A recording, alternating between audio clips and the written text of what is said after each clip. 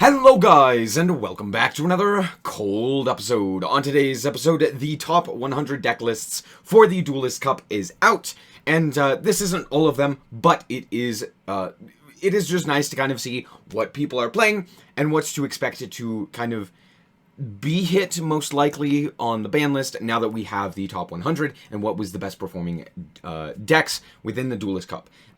There tends to be a bigger ban list around the Duelist Cup, so I am expecting a bigger ban list according to what we see here. So yeah, I've already looked at this, but let's just do some quick talk about this. So we have the number one player playing pure Punk. However, they played some other decks as well. They just didn't want to showcase them. But this is the deck list. We actually use in our Punk version the instant contact as well. But one thing that we don't use is a level 5, which is really cool, because that gives you access to an 8, which is way better because then you can go into like Sharakusai, or like you can go like Jam Dragon into Sharakusai into a synchro on the opponent's turn for the Amazing Dragon, which is pretty cool. So yeah, just pretty standard here. The most notable thing is the triple Cosmic Cyclone, and that's because early on in the weekend, I guess, one of the top player, or the number one ranked player, was playing just Runic Stun. It was just Runic Stun.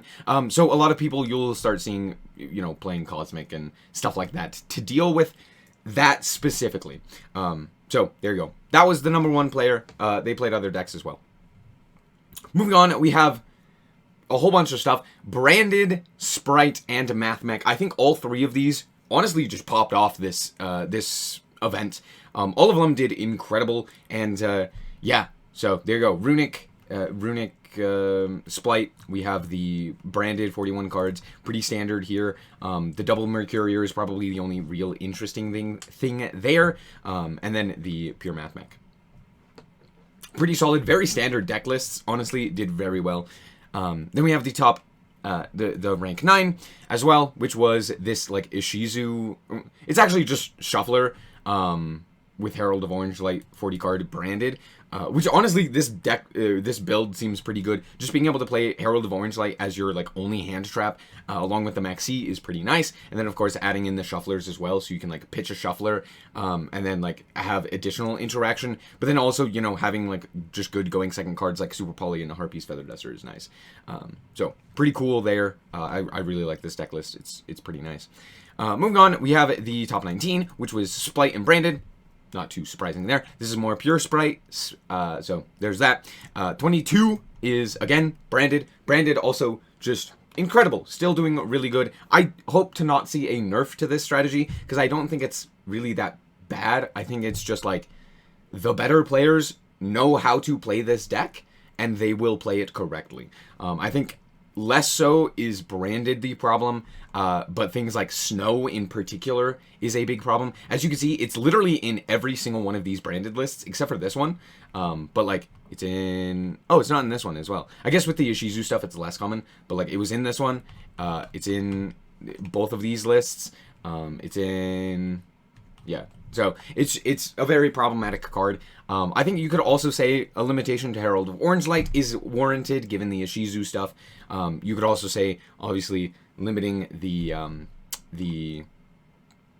shufflers and the millers for the Ishizu cards would be nice.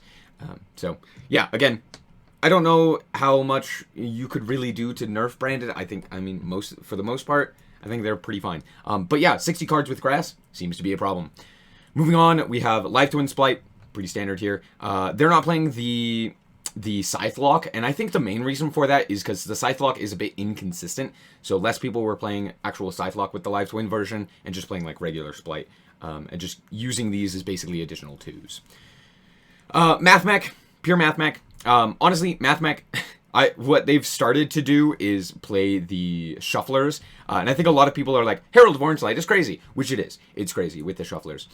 So you just play the shufflers, you play Herald of Orange Light, and then you have an additional hand trap that's really good. It's just Gamma, but you can use it on the on your turn, or on the opponent's turn, I guess, when you have a field. So it's even a hand trap while you have stuff on your field. And then on top of that, you also get another interaction with something like a Mudora Keldo in the grave, which is really, really just insane. Yeah, you can see that here as well. This guy's maxing out on all of the shufflers and the millers, but yeah, most people, it's mostly the shufflers that are a problem. Moving on, we have another 60 card branded, pretty standard here. Again, Herald of Orange Light. I would expect Herald of Orange Light definitely is going to get hit, probably to 1 as well. Seeing how well this in particular has done, it's something I didn't predict in my prediction, because I didn't expect so many people to be playing just this as like a hand trap with the shufflers, because I was like, oh, we had the Ishizu stuff, so that's why it was limited, or sorry, we had the tier stuff with the Ishizu, so that's why it was limited. So I didn't think like, oh, people will just play it as like a hand trap. So that's a cool like little development that they had. Pot of Desire should also be limited, but no one's playing it, so it won't be. 59 cards. I doubt that is the case. I'm sure they're playing 60, but there are only 59 cards here. Yeah, another 60 card branded, pretty standard here.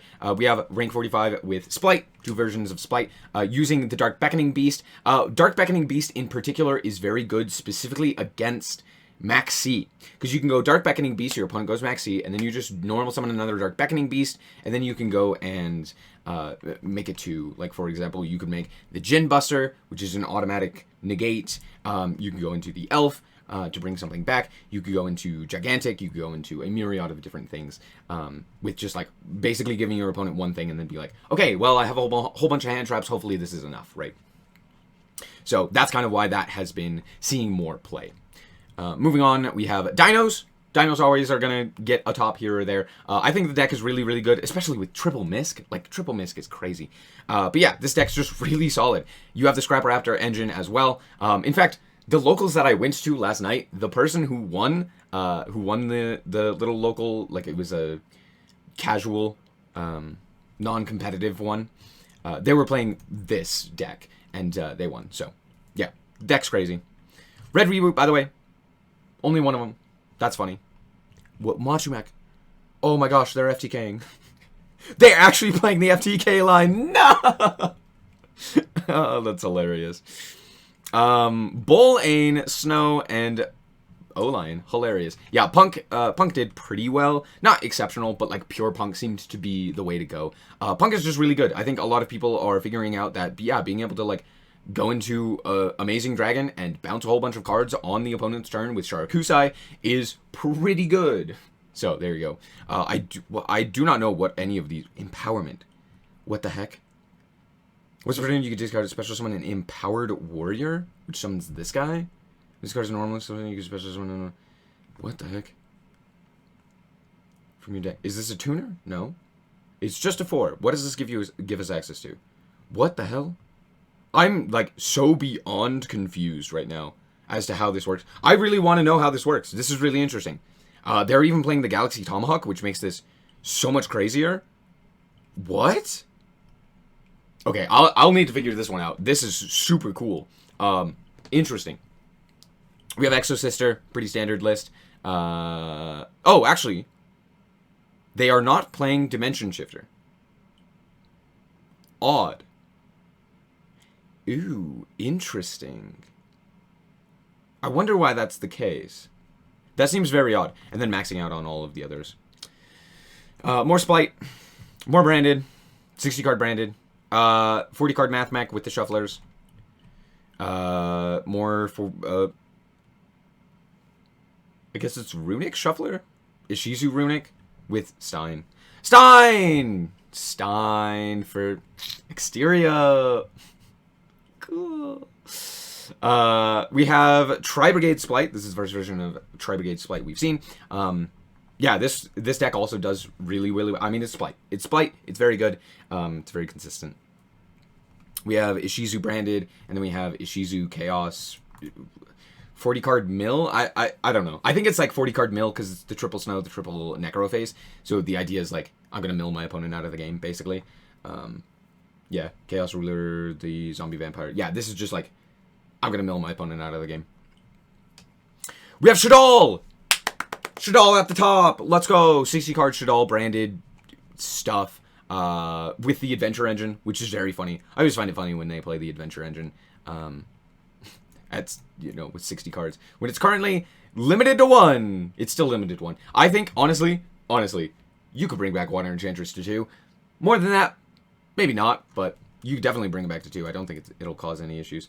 Then the Pendulum, specifically Endymion. 69, nice. Of course, it's Adagnister. We have Branded, more Branded with the... Oh, they're not actually playing the Herald of Orange Light. Interesting. 60 cards still, but no Herald of Orange Light. That's a bit odd. Pot of Desires. Book of Eclipse. That's new. I think we saw that earlier as well in another 60-card branded list, but that's interesting. Also, Borreload Fusion Dragon. What? 2 Dark Dragon mods. No, that can't be right. Why is... Okay, that's very odd. I don't know why that's in there. I really don't. I guess... Oh, I guess so you could go, like, Fallen of Albaz into that. Against, like, Dragon Link, maybe? But then don't you also have that? I don't know why that's the case. One Mirror Jade. Triple Albion.